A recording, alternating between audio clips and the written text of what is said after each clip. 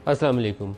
पाकिस्तान में पोलराइजेशन इतनी ज़्यादा हो चुकी है कि बहुत सारे फ़ैसलों के असरात कानूनी और तकनीकी एतबार से शायद दुरुस्त भी हों, लेकिन उनको एक ख़ास हम सियासी ऐनक लगा के देखते हैं हर एक फ़ैसले को। और तकरीबन तमाम जो सियासी जमातें हैं उसकी अपनी मर्ज़ी की इंटरप्रिटेशन भी करती हैं। पाकिस्तान तहरीक-ए-इंसाफ से जब बल्ले का निशान सुप्रीम कोर्ट ऑफ पाकिस्तान ने छीना, तो उसके अंदर यकीनन टेक्निकल फ्लॉज होंगे, तभी सुप्रीम कोर्ट ने वो जो तौसीक की उस फैसले की जो इलेक्शन कमीशन ने लिया था। लेकिन उसके अंदर एक बहुत बड़ी ख़राबी थी कि एक पूरी सियासी जमात सुप्रीम कोर्ट के उस फैसले की वजह से सियासी अमल से बाहर हो जाती है। तो आम तौर पर जमहूरी माशरों के अंदर गुंजाइश पैदा की जाती है, इंक्लूसिव प्रोसेस बनाया जाता है ताकि उसमें सब लोगों की शमूलियत को यकीनी बनाया जा सके।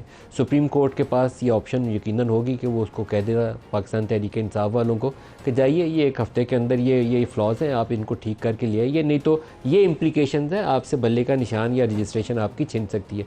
सुप्रीम कोर्ट ने वो रास्ता इख्तियार करने की बजाय इलेक्शन कमीशन के फ़ैसले की तौसीक कर दी। नतीजा ये हुआ कि पाकिस्तान तहरीक इंसाफ से बल्ले का निशान छिन गया और पूरी पार्टी को आज़ाद हैसियत में किसी को बैंगन, किसी को चिमटा, किसी को जूता और इस तरह के निशानात अलॉट किए गए तस्दीक में। पीटीआई वालों को फिर भी पाकिस्तानी अवाम ने बड़ी तादाद में वोट डाले और बड़ी तादाद में वो कौमी असम्बली की नशिस्तें भी जीता है। और उसके बाद वो सुन्नी इत्तेहाद कौंसिल और कभी किसी और जमात में शामिल हो रहे हैं और अभी भी उनके सामने एक अलमिया है कि इलेक्शन कमीशन ऑफ पाकिस्तान ने उनका फ़ैसला ये किया कि आपकी सीटें जो रिज़र्व सीट्स बनती हैं आपकी, वो तो बाकी जमातों में तकसीम कर रहे हैं, आपको मिलेंगी नहीं। तो इस तरह की हम फजूलियात से बच सकते थे माजरत के साथ सुप्रीम कोर्ट से। सुप्रीम कोर्ट को बड़ा सोचना चाहिए था और बड़ा ये था कि आपने 8 फरवरी को इंतखाबात करवाए थे, आपने एक अच्छा काम किया था। आपने माजी के हवाले से वो सादिक और अमीन के मुतनाज़ा फ़ैसले थे, कंट्रोवर्शियल फ़ैसले थे। मैं नहीं कहूँगा कि उसमें से कोई फ़ैसला था जिसको हम सताइश की नज़र से देखते हैं, वो बुरे फ़ैसले थे। उसको काजी फ़ायज़ ईसा ने दुरुस्त किया, बिल्कुल अच्छा काम किया आपने। आपने लाइव कवरेज यूट्यूब के ऊपर दिखानी शुरू की। जस्टिस अतम नज़ीरुल्लाह ने इस्लामाबाद हाई कोर्ट से आगाज़ किया था, सुप्रीम कोर्ट ने काजी फ़ायज़ ईसा ने उस पर पहल की, बहुत अच्छा काम किया। लेकिन कुछ फ़ैसले हमेशा के लिए पाकिस्तान की सियासी तारीख़ के अंदर उसके असरात होंगे और वो असरात ना सिर्फ अदारा फ़ेस करता है बल्कि पाकिस्तान में जमहूरियत का जो सफ़र है वो भी फ़ेस करता है। जो पाकिस्तान में बरतानवी हाई कमीशन है, उन्होंने एक तकरीब के अंदर आज से चंद माह पहले इसी वाक़े का तज़किरा किया कि ये इंक्लूसिव प्रोसेस नहीं था, सब इसमें शामिल हो सकते थे अगर पार्टी सिंबल उसको असाइन हो जाता पाकिस्तान तहरीक इंसाफ को। तो कुछ अरसे के लिए तो इसके ऊपर हमें खामोशी नजर आई, लेकिन आज एक लेटर सामने आ गया कि सुप्रीम कोर्ट ऑफ पाकिस्तान ने ऑफिशियली उनकी उस तकरीर को रिस्पॉन्ड किया। उसके अंदर उन्होंने कई और चीज़ों का हवाला दिया, जैसे ईरान के अंदर वो मुसद्दिक रजीम कैसे गिराया गया था उसका तज़किरा किया, बेलफोर एकॉर्ड का जो उसका तज़किरा किया। लेकिन पाकिस्तान, वापस पाकिस्तान में आ जाए, पाकिस्तान का मुफाद किस में था कि पाकिस्तान में इंडिपेंडेंट एक जुडिशल सिस्टम हो, पाकिस्तान में एक अच्छा निज़ाम हुकूमत हो जो जमहूरी कदरों के करीब तरीन हो, पाकिस्तान में फंक्शनल डेमोक्रेसी हो, फंडामेंटल राइट्स की, ह्यूमन राइट्स की वहाँ पर पासदारी की जाए, वायलेशन ना हो रही हो, उन चीज़ों से गुरेज़ किया गया। तो सुप्रीम कोर्ट का ये ख़त तो मौजूद है, लेकिन मेरा ख्याल में सुप्रीम कोर्ट ख़त ना लिखती तो ज़्यादा बेहतर था, क्योंकि ये वो वजाहत है जो तकनीकी एतबार से हो सकता है सुप्रीम कोर्ट ठीक हो, लेकिन जमहूरी कदरों को अगर सामने रखे तो उसके मुनाफी हो जाता है। और ये तनाज़ा सिर्फ यहीं तक नहीं समेटा जाता, बहुत सारे ऐसे बेहुदा नोयत के केस हैं, जैसे इद्दत वाला केस है, वो ना होता, हमें कोई बड़े बड़े लोग उसमें या रियासत उसके अंदर फ़रीक बनती ना नज़र आती। फ़रीक पता नहीं ऑफिशियली है या नहीं, लेकिन उस तरह से लगता है, ये तासुर देना कि एक इद्दत वाले मामले को लेकर हम किसी की तज़हीक या उसकी इज़्ज़त से खेलने की कोशिश कर रहे हैं, गुरेज़ करना बहुत बेहतर होता है, बहुत ही बेहतर होता है कि इसको गुरेज़ किया जाए, ऐसी सतह तक ना ले जाया जाए। और वो मामला लगता था कि आज अदालत उसको उठा के या कल उसको उठा के परे फेंक देगी, तो वहाँ पर भी हमें अदालत के अंदर आज बेहूदगी नज़र आई। बहुत ही नामुनासिब किस्म की गुफ्तगू जो दोनों तरफ से हुई, ना होती तो बहुत बेहतर था। जो कुछ उसके बाद हुआ खावर मानिका के साथ, वो भी ना होता तो बहुत बेहतर होता, उसको मारा गया, नीचे गिरा दिया गया। फिर इसी तरीके से साइफ़र वाला मामला लगता था कि वो भी अदालत से निकल जाएगा, बाकी केसेस से भी जो कुछ हुआ वही उसके साथ होगा, वो केस अगले की तारीख पड़ गई है। यहाँ पर उन्होंने दूसरी तरफ वो जो अदम एतमाद का इजहार किया वो कहीं और रेफ़र कर दिया। कितनी देर ऐसे खेलेंगे? और जो प्राइम मिनिस्टर साहब हमारे गुफ्तगू कर रहे हैं, वो भी प्राइम मिनिस्टर के शान शान नहीं है कि इस लब व लहजे में गुफ्तगू करें कि अदलिया के अंदर काली भेड़ें। सुनिएगा वो क्या कह रहे हैं। काली भेड़ें जो इमरान न्याजी के लिए तुले हुए हैं कि उसके तमाम के नवाज शरीफ के जमाने में तो कई कई साल जमानतें नहीं होती थी, आज दिन रात ये मशवरे होते हैं कि किस तरह इसको जमानत पर रहा करके इसके तमाम जुराइम खत्म कर दिए जाएं। अदलिया से, अदालत उज़्मा से कि मेहरबानी करके आप पाकिस्तानी हैं, जज हैं, काजी हैं, अगर पाकिस्तान के अंदर तरक्की और खुशहाली दोबारा वापस ना आई तो ना फिर कोई जज होगा, ना कोई सियासतदान होगा।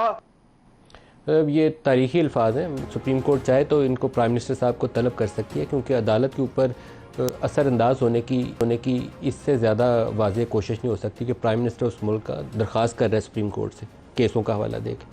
मतलब मैं समझने से कासर हूँ कि प्राइम मिनिस्टर साहब कैसे ये बयान दे सकते हैं। बहरहाल उन्होंने दिया ये बयान।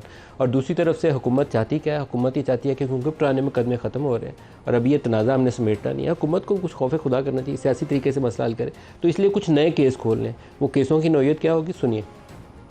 का मुल्क तोड़ने का जो आपने एक तहरीक का आगाज किया है, कानून अपनी हरकत में आएगा। और न सिर्फ कानून अपनी हरकत में आएगा, जो गद्दारी का अलम आपने बुलंद किया है, हुकूमत वक्त इस पे पूरा आपसे हिसाब भी लेगी और उसके साथ साथ आपके खिलाफ कानूनी कार्रवाई भी अमल में लाई जाएगी। इमरान खान के खिलाफ मुकदमात की नौयत क्या है जिस पे काबीना ने गौर किया? ये 196 है, prosecution of offences against the state. No court shall take cognizance of any offence punishable under chapter 6 of Pakistan penal code, और ये है पनिशेबल अंडर सेक्शन 108A और सेक्शन 153A और सेक्शन 194A और सेक्शन 195A। ये तमाम जो है ये कहते तो रियासत के खिलाफ फिर बगावत का इल्जाम हो गया ना जी। Upon complaint, exactly. ये तो अज़मा बीबी रियासत के खिलाफ बगावत का इल्जाम हो गया ना। स्टेट के खिलाफ साजिश तो हो रही है। जो हमारे साथ प्रोग्राम में शुरका हैं, शोएब शाहीन साहब हैं पाकिस्तान तहरीक इंसाफ से, और सीनियर सियासतदान फैसल वाडा साहब हमारे साथ हैं। दोनों को खुशामदीद कहता हूँ। शोएब साहब, ये तनाज़ात अदालत versus establishment versus PTI versus PDM government या शहबाज शरीफ गवर्नमेंट, ये कितनी देर ऐसे चलेगा? पाकिस्तान कितनी देर ये अफोर्ड कर सकता है ये तनाज़ा? नदीम साहब, आपने पूरा अहाता कर लिया, बड़ी खूबसूरत आपने गुफ्तगू की। सबसे पहली बात ये है कि जब एक शख्स की नफ़रत में सारे इदारे इस तरह पीछे पड़ जाएं कि पूरे कानून, आइन, इंसाफ का जनाजा निकाल दें, तो फिर इसी तरह के दिन देखने पड़ते हैं। देखें, आइन के मुताबिक 3 सतून हैं हमारी रियासत के, मुक़र्रना, इंतज़ामिया, अदलिया। लेकिन बदकिस्मती से एक सुपर स्टेट एक रोल किसी ने ले लिया है, वो है इस्टेब्लिशमेंट। और इंतज़ामिया जिसके सरबराह जनाब शहबाज शरीफ साहब की जो गुफ्तगू थी, वो बदतरीन किस्म की PDM मन की सूरत में उन्होंने कारकर्दगी दिखाई। आज वो कठपुतली से ज़्यादा उसका स्टेटस नहीं है, इसलिए कि वो हारे हुए हैं, ख़ुद भी हारे हुए हैं और उसकी सारी पार्टी भी हारी हुई है। 17-18 सीटों के साथ बैठ के इक़्तिदार संभाल रहे हैं। आपका मामले में जो आज ट्रिब्यूनल का फ़ैसला है, बड़ा धांसू किस्म का फ़ैसला है। वो आखिरी मोहलत दी गई है 47, आखिरी NA 47 था। तारिक फजल चौधरी साहब को कहा गया है कि ये आप कब तक जमा कराएं उसकी? 5 तारीख तक, 5 जून तक। 5 जून। और अगर 5 जून तक नहीं कराया तो वरना उसका राइट स्ट्रक ऑफ हो जाएगा। राइट स्ट्रक ऑफ हो जाएगा। और फॉर्म 45 भी लेकर आएँ। आज हालांकि 2 दफ़ा उन्होंने प्रेस कॉन्फ्रेंस की कि मेरे पास फॉर्म 45 मौजूद हैं, और हर किसी को मिलते हैं, सिर्फ मुझे नहीं मिले, मुस्तफ़ा खोखर को भी मिले, TLP को भी मिले, जमात इस्लामी को मिले, पीपल्स पार्टी को मिले, उनको भी मिले। और उन्होंने आज उनके वकील ने क्या, उन्होंने कहा जी हमारे पास तो हमारे पोलिंग एजेंट्स ने लिए ही नहीं फॉर्म 45। ये अदालत में कहा उनके? जी, अदालत में उन्होंने कहा। तो अगर वो जवाब के साथ फॉर्म 45 ना हुए तो नहीं लगाते, एक बहुत बड़ा तनाज़ा हो जाएगा। इसका मतलब है कि वो जानबूझ के, चूँकि जज साहब ने 2 बातें बड़ी अहम की थी पिछली तारीख पे। उन्होंने कहा जो एक भी फॉर्म 45 टेम्पर्ड या गलत दाखिल करेगा, यहीं से जेल जाएगा। जो टेम्पर्ड दाखिल करेगा वो यहीं से जेल जाएगा। ये जज साहब जहांगीर साहब है, वो जहांगीरी साहब, तारिक जहांगीरी साहब। नंबर 2, जो जवाब देंगे उसके साथ एक आपका बयान हल्फी होगा, और वो बयान हल्फी कल कलाम कुरान पे भी मैं हाथ रखवाऊंगा। और तीसरी बात भी की उन्होंने कहा कि इसकी जो फोरेंसिक है पाकिस्तान और पाकिस्तान से बाहर भी हो सकती है।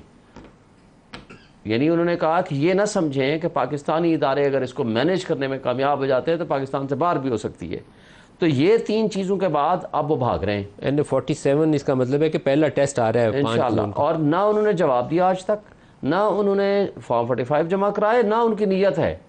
तो खैर पता चल जाएगा कि नीयत उनकी होगी तो 5 जून को जवाब। जो बातें आपने की है ना, देखें सबसे वाडा साहब से जवाब ले लें, दोबारा आपकी तरफ आता है। वाडा साहब, ये बहुत मामला गंभीर शक्ल इख्तियार करता जा रहा है। जो शहबाज शरीफ साहब ने तकरीर की उसके अंदर तो बाकायदा वो जजों से वैसे ही दरख्वास्त करते नज़र आते हैं जैसे 8 फरवरी से पहले उन्होंने कहा था कि हमें 2/3 अक्सरियत या सादा अक्सरियत दिलाई जाए ताकि हम खुद फैसले करें। वो भी दरख्वास्त कहीं कर रहे थे, तो आज जजों से दरख्वास्त करते नज़र आए। मुझे मालूम नहीं है कि यह तरीकाकार कितना दुरुस्त है और कितना गलत है। कुछ रोशनी डालेंगे आप? नदीम मलिक साहब, बहुत शुक्रिया आपका। देखिए मलिक साहब, आपकी सब बड़ी इज़्ज़त करते हैं और आपके तज़किये को सब बड़े एहतराम की तरह देखते हैं, लेकिन मेरा आज आपसे थोड़ा सा इख्तलाफ इस बात पर है। जहां आप ये कह रहे हैं कि प्राइम मिनिस्टर इंटरफेयर कर रहा है, वो वजह आपकी बात है, लेकिन वहाँ आपका ये फ़र्ज़ बनता था कि आप ये भी कहें कि जो अदालती निज़ाम में लोग बैठ के जिस किस्म के दिल दहलाने वाले रिमार्क्स पेश कर रहे हैं, वो भी आइन और कानून उसकी इजाज़त नहीं देता। तो हम बात मेरी करें, आपकी करें, अदलिया करें और फ़ौज की करें या प्राइम मिनिस्टर की करें, हम इक्वल प्लेटफॉर्म पे करें। मैं अगर किसी चीज़ का ज़िम्मेदार हूँ या आप हैं या कोई और है, तो ऐसा नहीं हो सकता कि कोई और जगह पे बैठे हुए आदमी के आप सवाल नहीं कर सकते। तो अगर जहाँ प्राइम मिनिस्टर की आपको रिजर्वेशन है, और मैं आपकी बहुत इज़्ज़त करता हूँ आपके व्यू को हमेशा से, वहाँ आपकी रिजर्वेशन ये भी होनी चाहिए जिस किस्म के कमेंट्स और रिमार्क्स आते हैं जो इंसान की तजलील कर देते हैं और दिल चीर के पार कर देते हैं, वो रिमार्क्स भी आइन और कानून उसकी इजाज़त नहीं देता। ना ही किसी जज को किसी पे जजों को इल्ज़ाम नाप लगाने तोल के की बोलना इजाज़त चाहिए, देता ये है। बात ठीक है जो आपकी। कि खुली अदालत के अंदर जो उनके रिमार्क्स हैं वो नाप तोल के देने चाहिए, लेकिन यहाँ वाडो साहब कुछ अजीबोगरीब मामला हो रहा है। हुकूमत कहती है, पैमरा की तरफ से वो ऑर्डर जारी कर देती है कि कोर्ट्स की कार्रवाई कवर ही ना करें। वो कोई ऐसा तरीकाकार दुनिया में राइज नहीं है कि आप ऐसी पाबंदियाँ आयद कर दें। मुझे लगता है कि हम सारा कुछ गलत करके निज़ाम को ठीक करने की कोशिश करें। ये नहीं हो सकता कि हम 100 चीज़ें गलत करें और एक चीज़ को ठीक करने की कोशिश करें। नदीम मलिक साहब, जवाब भी गलत ही आएगा। देखिए नदीम मलिक साहब, मैंने जहाँ पैमरा का नोटिफिकेशन पढ़ा है, उसमें जो आपने फैसला लिख दिया है, फैसला, वो आपको दिखाने की इजाज़त है, बताने की इजाज़त है, लेकिन तहरीरी, लेकिन आपने जो रिमार्क्स दिए जो दिल दहला दे इंसान को, एक अनरेस्ट पैदा कर दे पाकिस्तान में, किसी की हैसियत, किसी की औकात, खुदाई दावे करना शुरू हो जाए कोई भी, वो तो आप नहीं दिखा सकते। वो तो वैसे भी मीडिया की जिम्मेदारी है। अगर मैं यहाँ कोई बात ऐसी कर दूं तो मीडिया बीप कर देगा मुझे, या मीडिया मुझे सेंसर कर देगा। तो रिमार्क्स जो दिल दहला दे, नहीं सर, कोर्ट प्रोसीडिंग की एक सेंसिटिविटी होती है, दिल दहलाया जाए या ना दहलाया जाए, कोर्ट प्रोसीडिंग्स जो है वो रिपोर्ट करना पाबंदी होती है मीडिया के ऊपर। कोर्ट प्रोसीडिंग का हिस्सा है जज के रिमार्क्स। तो जज साहब नाप तोल के दें, उसके ऊपर आपको प्रोसेस अपनाना चाहिए। मैं वहाँ आपको सपोर्ट करूँगा। इलेक्टेड प्राइम मिनिस्टर्स को, इलेक्टेड एमपीज को, इलेक्टेड सेनेटर्स को उनकी तस्दीक नहीं करनी चाहिए। जी नदीम मलिक साहब, बिल्कुल आप ठीक कह रहे हैं। देखिए नदीम मलिक साहब, अगर आप नाप तोल के रिमार्क्स दे रहे, सर आंखों पर है, लेकिन आप किसी की तजलील कर दें, आप खुदाई दावे करें, हैसियत और औकात बता दें। औकात तो सर जो दो ग्रेड 2 का आदमी है, सड़क पे बैठा आदमी, उसकी औकात और हैसियत भी अल्लाह ही बता सकता है। हम तो नहीं बता सकते ना, हम बता सकते कौन इज्जतदार है, कौन कितना बेइज्जत है, हम तो नहीं बोल सकते। ये तो अल्लाह की चीज़ दी हुई है। आप किसी को हकीर और फ़कीर तो नहीं बना सकते। इस बात के ऊपर नाप तोल के देंगे तो टीवी दिखाएगा, नाप तोल के नहीं देंगे तो नहीं दिखाएगा। इसमें तो कोई गलत चीज़ हुई नहीं है। आपकी जो जजमेंट है, टीवी का ये फर्ज है उसको दिखाए, बाबाने दौल दिखाए। ठीक है, अच्छा एक इसके ऊपर तीसरी चीज़ ये कि देखिए शोएब शाहीन साहब, लाहौर हाई कोर्ट का भी फैसला है। सीरीज़ ऑफ ऑर्डर्स हैं जो हमारी सियासी किस्मत का फैसला करेंगे। जस्टिस शाहिद करीम साहब ने इलेक्शन ट्रिब्यूनल के ऊपर आज एक फ़ैसला जारी किया है और उन्होंने पाबंद किया है कि ये जो लाहौर हाई कोर्ट का फैसला है, इसकी रोशनी में आपको ट्रिब्यूनल मुकर्रर करने पड़ेंगे। अब हुकूमत ने एक कारनामा सर अंजाम दिया, उन्होंने एक नया ऑर्डिनेंस जारी कर दिया कि रिटायर्ड जज भी लगाए जा सकते हैं। लाहौर हाई कोर्ट कह रही है वो लगेंगे जो हाई कोर्ट भेजेगी। तो इसका मतलब है कि वो ऑर्डिनेंस वगैरह का असर तो ख़त्म हो गया जी। फिर ऑर्डिनेंस का इफेक्टिवनेस अभी तो ख़त्म हो गई प्रैक्टिकली। देखें, जो भी सिटिंग जज को जब लगाना होता है, जो लॉ है एज इट इज़, जो एग्जिस्टेंस है, इन्होंने क्या किया, जजेस के नाम भेजे। उन्होंने कहा नहीं जी, आप मेरे पास 20 नाम भेजो, इलेक्शन कमीशन हम सिलेक्ट करेंगे कि किसको जज ट्रिब्यूनल का जज होना चाहिए या नहीं होना चाहिए। मकसद क्या है, यानी नो वन कैन बी जज ऑफ हिज ओन काज। एक प्रिंसिपल है, आप रेस्पोंडेंट हो, आपने फ्रॉड किया है, आपने फोर्जरी की है, आपने इलेक्शन फोर्जरी की है, या आपके ऊपर इल्जाम है, आप इल्जाम है ना, टेम्परिंग का इल्जाम है। 26 अप्रैल का जो नोटिफिकेशन है उसका, वो तो खत्म हो गया ना। अच्छा, अब आपके खिलाफ जो जज लगना है वो चीफ जस्टिस की मर्जी से नहीं लगेगा, वो इलेक्शन कमीशन सिलेक्ट करेगा कि मेरे खिलाफ केस कौन सुनेगा। तब हाई कोर्ट का ये फैसला आज वाला है, वो ये कहता है कि वो जज लगेगा जिसको हाई कोर्ट चीफ जस्टिस ने ऑलरेडी नॉमिनेट कर दिया। और ये तमाम सूबों में यही हुआ। पंजाब में पिछले जज साहब ने सैकड़ों की तादाद में पटिशन्स हैं। अमीर भट्टी साहब जो पुराने चीफ जस्टिस थे, उन्होंने सिर्फ 2 ट्रिब्यूनल बना दिए। नए आए तो उन्होंने 6 जज और नॉमिनेट कर दिए। उन्होंने कहा जी कम से कम 8 जज तो हूँ जो ट्रिब्यूनल्स को केस सुने, क्योंकि वो 2 जज अगर बैठ के सारा दिन यही काम करें, कोई और काम ना करें, तो भी 5 से 10 साल केसों का फैसला नहीं हो सकता। कानून ये कहता है कि 6 महीने में फैसला होना चाहिए, 4 महीने तो ऑलरेडी हो चुके हैं।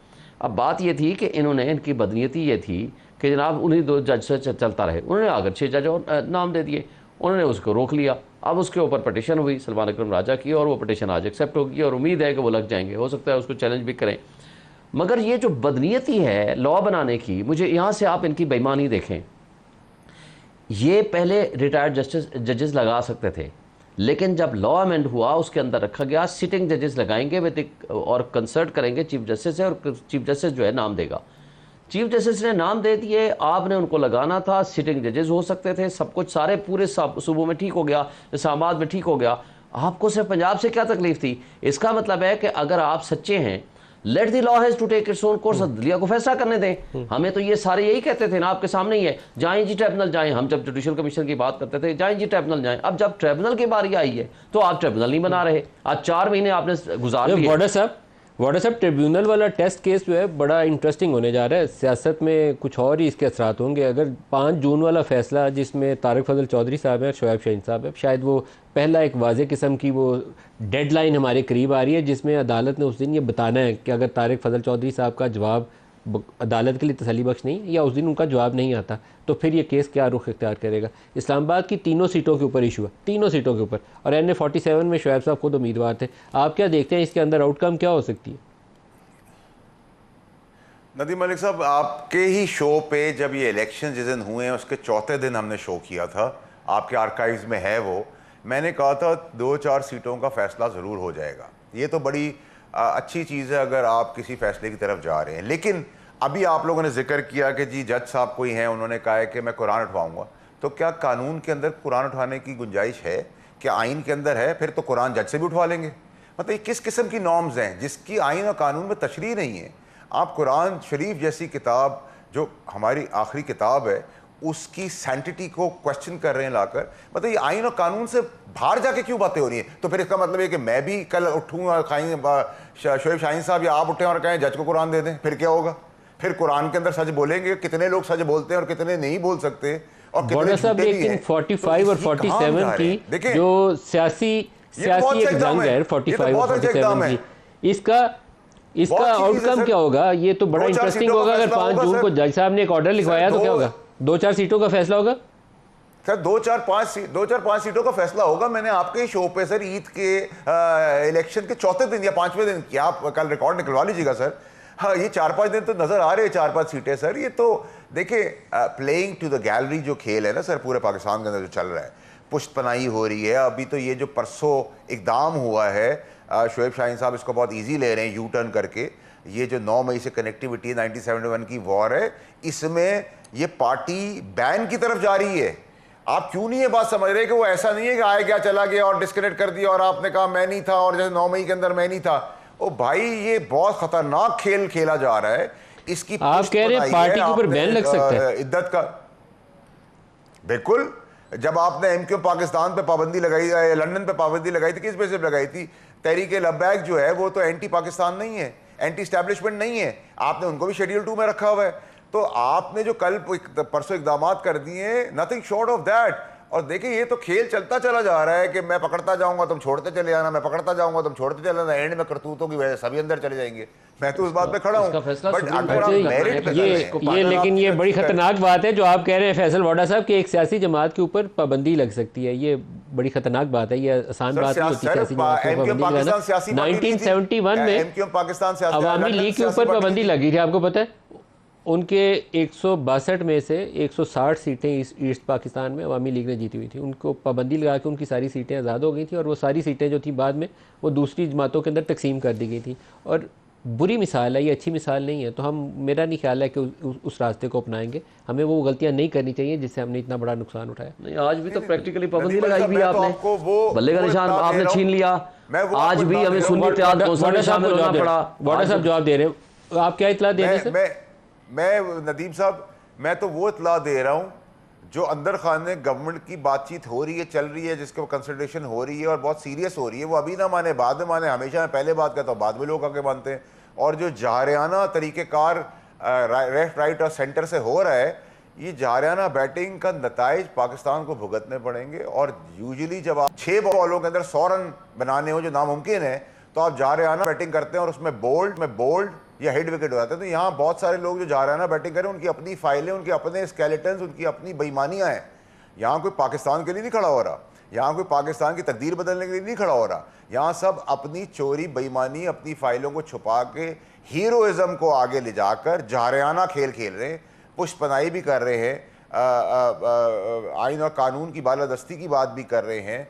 मीडिया की भी बात कर रहे हैं, इस सब के पैरामीटर्स को बड़ी दूर अंदेशी से देखने की ज़रूरत है मलिक साहब। और आइंदा आने वाले दिनों में जो सियासतदानों का भट्टा बैठना था, हम तो हैं ही 90% ख़राब लोग, हमारी फाइलें भी हैं, वीडियोस भी हैं, बाल बच्चों की इज्जत भी नहीं, हम जंगल में, हमारा सब कुछ हो गया। अब फिक्र वो लोग करें जिनकी अब आनी है ये सब चीज़ें, फाइलें भी आनी है, वीडियोस भी आनी है, ये सब चीज़ों की फिक्र अब वो लोग करें। हम तो गुजर गए सियासतदान, इनकी फाइलें और वीडियोस आनी है सर, लगाने की कोशिश करते हैं। नदीम फाइलें और वीडियोस किसकी आनी है सर? हमारे साथ तो जो होना था ना सर, अभी आप देखते चले जाए। अभी तो मैं देखे ना, जो बात मैंने की, मेरे पे इल्ज़ाम लग गया प्रॉक्सी का, सबूत अभी तक नहीं है। प्राइम मिनिस्टर साहब ने कल जाके बात की, एमएनएस ने बात की, 24 करोड़ लोग बात कर रहे हैं। आप क्या आप सबको बुला लेंगे? ये तो 24 करोड़ों का मसला है भाई, ये अदल इंसाफ का किसकी फाइलें और वीडियो आनी है वाडा साहब? और मैंने तो जो प्रेस कॉन्फ्रेंस, नदीम मलिक साहब, मैंने आपको कहा ना, फाइलें और वीडियोस किसकी आनी है? जो होना था ना, हम तो गुजर चुके हैं इन चीज़ों से। अब हमारे पास खोने के लिए नहीं, कुछ पाने के लिए हम बेहतरी कर सके तो कर सके। अब बाकी लोग अपनी फिक्र करें, हमें अब फिक्र करने की जरूरत नहीं। हम अपने आप को ठीक कर सकते, क्योंकि हम तो 90% खराबी की तरफ जा चुके हैं एज सियासतदान। हम कोशिश करेंगे। ब्रेक ले लें, ब्रेक से वापसी पर डिस्कस करते हैं हमारे साथ।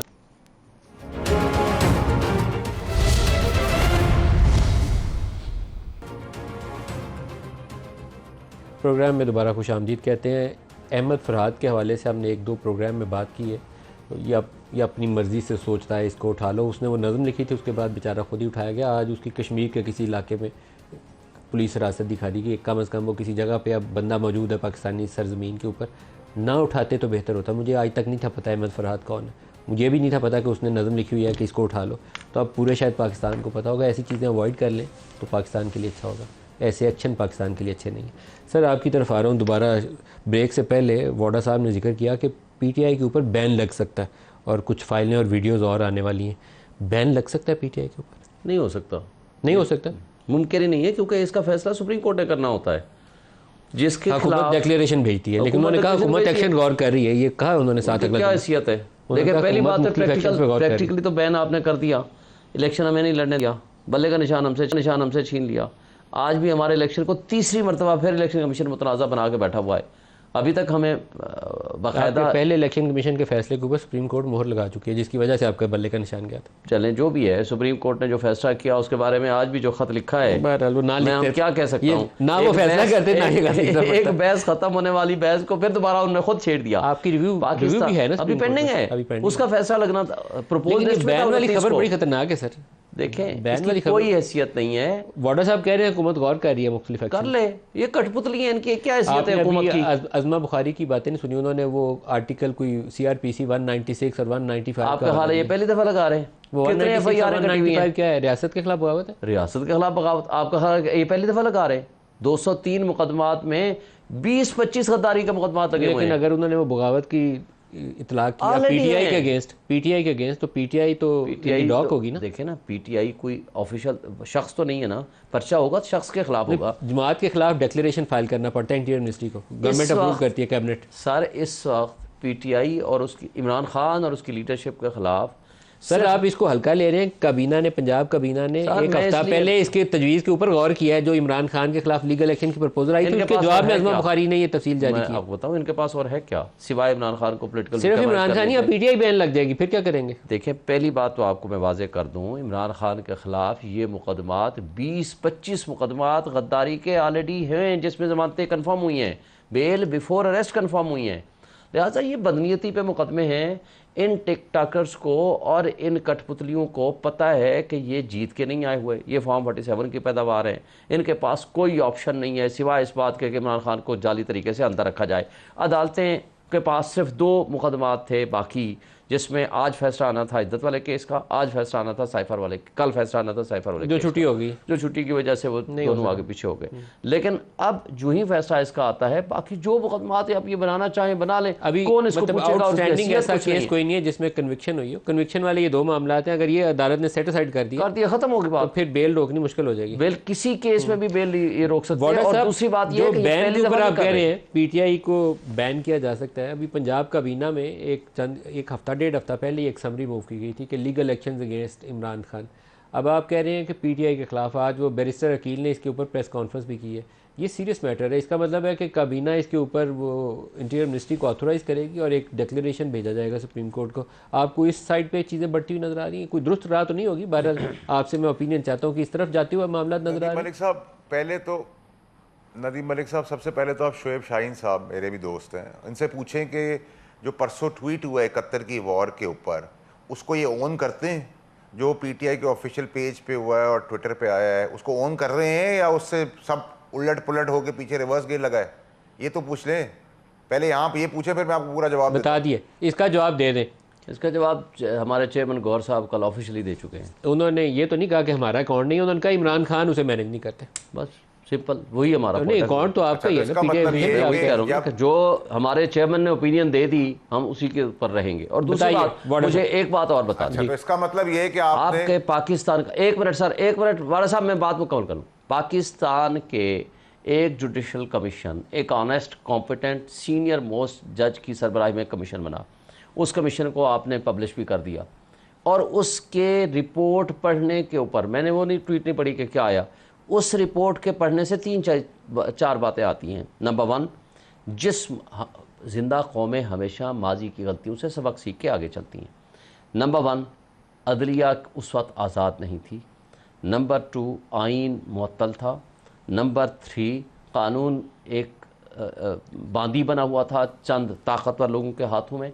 नंबर 4, जमहूरियत को ढकोसला बना दिया था। जमहूरियत के मुताबिक चलने की बजाय आपने उठा करके ऐसे लोगों के हवाले कर दिया। अभी करंट सिचुएशन पे बात नहीं करें। मैं सिर्फ आखिरी बात, आज भी आपके ये 4 मसाइल हैं। अदलिया आज़ाद होने की कोशिश करती है, उसको इंटरफेयर करते हैं। पाकिस्तान की तारीख में पहली मरतबा तमाम हाई कोर्ट्स ने लिख के दिया है कि हमारे रास्ते में रुकावट इंटेलिजेंस एजेंसीज हैं और जब हम उनको इनकार करते हैं तो हमें लाइफ थ्रेट है। ये आज जो ये कुछ चारों हैंडल चीजें पे आया मौजूद वो हैं। हमारे सामने है। आज इमरान खान का एक इंटरव्यू जो है वो मेहदी हसन ने छापा है अपनी वेबसाइट के ऊपर, और उसके अंदर इमरान खान ने कहा है कि जो उनके ऊपर ये पाबंद सलासल रखने के पीछे जो एक शख्स है उसका नाम जनरल कमर जावेद बाजवा, ये उन्होंने अपने इंटरव्यू के अंदर कहा।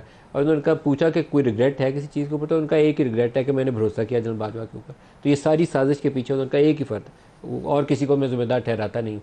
तो मुझे लगता है कि मामला कुछ अभी इधर उधर घूम फिर रहे हैं। आप जिस चीज़ की तरफ निशानदेही कर रहे हैं वो बड़ी खौफनाक चीज़ है, वो बड़ी एक्सप्लोसिव होगी, ख़तरनाक रुख इख्तियार कर सकती है सियासत उसके बाद। देखिए नदीम मलिक साहब, अल्लाह करे कि उससे पहले सबकी दिल और दिमाग में अकल आ जाए, क्योंकि पाकिस्तान और पाकिस्तानियों का नुकसान होगा, नंबर 1। नंबर 2 ये कि शोएब शाहीन साहब ने आपके वहाँ इतराफ़ कर लिया कि ये एक बयानिया बनाने निकले। उस बयानिया आपने कौम भी अब इस चीज़ को एक्सेप्ट नहीं करी। जहाँ पॉपुलर है इमरान खान साहब, जहाँ लोग उनको पॉपुलर लीडर मानते हैं, वहाँ उनके इस बयानी से लोग बहुत तकलीफ में भी आए हैं। जो 71 वाला आपने काम किया, अब आपने जब उससे रिवर्स होने की कोशिश की तो इट्स टू लेट। इसकी अब माफ़ी तलाफ़ी नहीं होगी। मैं आपको कह रहा हूँ, बाकी अल्लाह में यहाँ करने वाली ज़ात है, लेकिन मैं 99% दुनियावी तौर पे कह रहा हूँ कि इसकी अब माफ़ी नहीं होगी, नंबर 1। नंबर 2 ये कि आपने अभी शोएब शाहीन साहब ने कहा कि अदलिया आज़ाद होने की कोशिश कर रही है। भाई आप इसी अदलिया के लिए जब आप रिमार्क्स दे रहे थे, आपके रऊफ़ हसन साहब रिमार्क्स दे रहे थे, आपके दीगर लीडर नाम ले के रिमार्क्स दे रहे थे, तो ये वो क्या अदलिया आसमान की अदलिया थी? वो भी पाकिस्तान की अदलिया थी। तो जो फेवरेबल हो वो अदलिया आपको पसंद है, आप उसके लिए जमहूरी तौर पे खड़े हैं। जो आपके फेवर में ना हो उसको आप वो गलाजत उस पर उगलें और वो ट्रोलिंग करें और वो उस पर काम करें जो दुश्मन भी ना कर सके। ये 2 म्यार ना रखें, या गला पकड़ें या पैर पकड़ें। अब जब गला नहीं पकड़ सकते तो पैर पड़ जाते हैं। आपके जो दलेर लोग बाहर निकले तो वो बिलों में वापस चले गए। मुराद सईद का मैंने कहा वो नहीं आएगा, उसके बाद आपकी पार्टी ने भी कहा वो नहीं आएगा। क्यों नहीं आएगा? इसकी वजह क्या है? नदीम मलिक साहब, आपने कहा जो पीटीआई ने ट्वीट की है बहुत जरूरी है आपके लिए। नदीम मलिक साहब आपके लिए बहुत जरूरी है ये पता करना कि मुराद सईद को क्यों पार्टी अभी तक छुपा रही है और कह रही है सब आ जाएंगे बाहर, वो नहीं आएंगे। ये अब इसको ढूंढने की बड़ी जरूरत है। ये बहुत सारे पजल खुलने, जहां रेहाना बैटिंग पुष्पदाई करने वालों को भी, उनकी भी चीजें खुलनी है। वाडा साहब, तो धागा जब खुलेगा, आप कह रहे हैं तरल करके सारी चीजें गिरेगी। आप कह रहे हैं जो ट्वीट की पाकिस्तान तहरीक इंसाफ ने अपने ऑफिशियल हैंडल से या इमरान खान के अकाउंट से 71 वाला जो कंपैरिजन किया गया, तो उसकी अब माफ़ी नहीं है, उसकी अब सजा होनी। कुल्हाड़ा मारा है, 9 मई कुल्हाड़ी थी, ये कुल्हाड़ा मार दिया है। मैं ये बार बार आपके प्रोग्राम में निशानदेही कर रहा था कि सब ने मिलकर ऐसी जगह पे ले जाना है जहां से कोई दुनियावी तौर पे, कानूनी तौर पे ना निकल सके। वहां पहुंच गई है पार्टी, अब आप इसको माने ना माने, 15 दिन बाद माने, 2 महीने बाद माने, तो आपकी मर्जी है। अच्छा, ब्रेक आ गया जी। ये सियासी जमात के ऊपर पाबंदी लगाना, बहरहाल हमारी तारीख से जो हमने चीज़ें देखी हैं, अवामी लीग वाला वाक़या देखा है, नैप वाला, नेशनल अवामी पार्टी वाला जो अब ANP है, तो दोनों चीज़ें दुरुस्त नहीं थी, अभी भी गुरेज करना चाहिए। लेकिन बहरहाल ब्रेक ले लें, ब्रेक के बाद इसके ऊपर अपने मेहमानों से और राय लेंगे। हमारे साथ रहिए।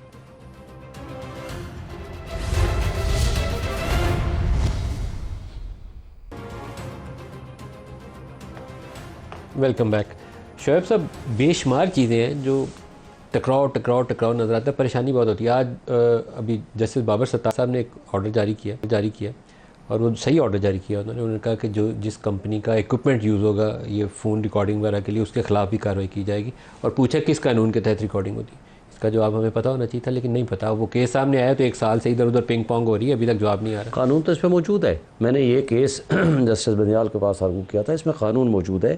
कानून के मुताबिक आप हाई कोर्ट के जज से इजाज़त लेके कर सकते हैं, और वो भी किसका, जो हीनियस ऑफेंस में, टेररिज्म में कोई बंदा मुलविस है, और जो इजाज़त के बगैर करेगा उस ऑफिसर के ख़िलाफ़ मुकदमा दर्ज होगा और वो जेल में जाएगा, 3 साल या 5 साल सज़ा है उसकी। तो कानून तो मौजूद है। कोई कर नहीं रहा उसके बगैर रिकॉर्डिंग, उसके बगैर हो रही है, ये तो एक जुर्म है। और जो जुर्म कर रहा है और जो जुर्म का इस्तेमाल करके उसको आगे फैला रहा है, ये सारे मुजरिम हैं। और मैं ये समझता हूँ कि इसके ऊपर आज अगर एक जज ने एक नोटिस ले लिया कि यार खुदा के लिए किसी की प्राइवेसी रहने दो, हमारा इस्लाम क्या कहता है। देखें, इवन यहाँ तक सबसे बड़ा जुर्म है, ज़िना के मुजरिम को भी जब तक 4 गवाह नहीं लाएंगे, अगर 2 आते हैं ना तो उनको क़ज़फ़ का सज़ा होगी। बात यह है कि आपके यहाँ प्राइवेसी को अल्लाह ने एक प्रोटेक्शन दी है। आप उस प्रोटेक्टेड एरिया में घुस के लोगों के घरों में, बैठकों रूम में लगा रहे हैं कैमरे। आज़म स्वाति के साथ क्या हुआ, एक जज साहब के साथ क्या हुआ जिन्होंने ये लिख के दिया है। और जिस तरह से अब आज भी वीडियो और ऑडियो की बात कर रहे हैं वाडा साहब, मुझे अफसोस होता है कि ये बातें नहीं करनी चाहिए। और अगर कोई ये कर रहा है तो इसका मतलब है कि इस मुआशरे को कहाँ हम लेके जा रहे हैं। हमने क्या आइन और कानून की बालादस्ती रखनी है या नहीं, सवाल सिर्फ यहाँ है। कैबिनेट का भी रोल है ना, कैबिनेट भी इसको ऑथोराइज करती है कि कहाँ आपने वो वाइट टैपिंग करनी है, कहाँ आपको नहीं इजाज़त। नहीं, वो जज इजाज़त देगा, जज इजाज़त देगा कानून का मुताबिक। कोई मॉनिटरिंग मैकेनिज्म, ओवरसाइट मैकेनिज्म कोई नहीं है। जज की इजाज़त के बगैर आप नहीं कर सकते। ये एक नया पंडोरा बॉक्स खुलना है हमारे सामने। आप जो ऑडियो वीडियो कहते हैं मजीद आनी है, वो आ जाएंगी, वो भी कोई बात नहीं है आजकल में आ जाए। लेकिन यहाँ पे एक पंडोरा बॉक्स खुलेगा भी। कोर्ट जब पूछेगी कि बताइए तरीकाकार क्या था और किस किस की रिकॉर्डिंग की गई, तो जवाब तो देना पड़ेगा ना, बताना पड़ेगा। देखिए, बिल्कुल ये आपका सवाल बिल्कुल जायज़ है, लेकिन जो बातें अभी ज़िना वाला इन्होंने बताया कि 2 गवाह होंगे तो वो भी माफ़ हो जाएगा, बड़ी अच्छी बात की शोएब साहब ने। शोएब साहब, तो फिर मुझ पर जज ने जब इल्ज़ाम प्रॉक्सी का लगाया तब तो 2 लफ्ज़ बोल देते और खड़े होते सही के ऊपर कि जज किसी के ऊपर बगैर शबायत के प्रॉक्सी भी नहीं कह सकता, इल्ज़ाम भी नहीं लगा सकता। आधा तीतर और आधा बटेर ना करें, नंबर 1। नंबर 2 ये कि बिल्कुल सही कह रहे हैं नदीम मलिक साहब, नहीं होनी चाहिए ये सब चीज़ें। लेकिन सिर्फ टेररिज्म नहीं होता इसके अंदर फाइनेंशियल टेररिज्म भी है, इसमें इमोशनल टेररिज्म भी है, इसमें मॉरल टेररिज्म भी है। ये वीडियो जहाँ तक गलत है बनाना, वहाँ वो भी काम गलत है जो घटिया लोग घटिया काम कर रहे होते हैं और फिर बैठ के फरिश्ता अपने आप को साबित कर रहे होते हैं। तो उनकी भी निशानदेही, जहाँ ये वीडियो गलत है वहाँ उनके घटिया काम भी उतने ही बुरे हैं। और फिर सही को सही कहें, पूरा सही और आधा गलत नहीं होता ना सर, या आधा गलत होता है या पूरा गलत होता है या पूरा सही होता है। हम कहते हैं अपनी मन से, अपनी हिसाब से जो चीज़ हमें सूट करती है हम कर लेते हैं। हम बाएं लाज पाकिस्तानियों के लिए तो बात करना पसंद ही नहीं करते। अपनी ज़ात, अपनी हर चीज़, अपना सब कुछ। मैं कहता हूँ शोएब शाहीन साहब जैसे लोगों को ऊपर आके बड़ा स्पेक्ट्रम के ऊपर बात करनी चाहिए, पाकिस्तान के ऊपर बात करनी चाहिए। फैसल वाडा साहब और शोएब दोनों का बहुत शुक्रिया। आज के लिए इतना ही, इजाज़त दीजिए। अल्लाह।